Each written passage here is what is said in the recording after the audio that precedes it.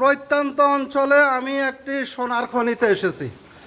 এই যে সোনার খনিটা দেখছেন, প্রতিটা সোনার খনি দৈনিক 3 থেকে 3,500 টাকার দুধ দিয়ে থাকে, কোনোটা 2,500 টাকার দুধ দিয়ে থাকে, কোনোটা 2,000 টাকার দুধ দিয়ে থাকে।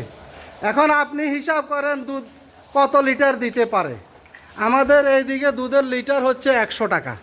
তো এই যে এই সোনার খনি, এটা কিন্তু কোনো শহরে না, এটা গ্রামের একদম প্রত্যন্ত অঞ্চলে। তো আর যেই লোকে খামার করছে সেই লোক কিন্তু অক্সফোর্ড থেকে কোনো ডিগ্রি আনে নাই, সেই লোক কিন্তু ঢাকা বিশ্ববিদ্যালয় থেকে কোনো ডিগ্রি আনে নাই, সেই লোকও গ্রামের সাধারণ একজন লোক। তো সেই লোক দেখেন গ্রামে এই যে একটা সোনার খনি তৈরি করছে। তো আমি গাভী গণে শেষ করতে পারবো না, এত বেশি গাভী আছে এখানে, এবং প্রতিটা গাভী মানসম্মত। আমার মনে হয় না ফেনী জেলার ভিতরে এবং সেনবাগ নোয়াখালী জেলার ভিতরে কোথাও এই রকম মানসম্মত গাভী আছে কিনা আমার জানা নেই।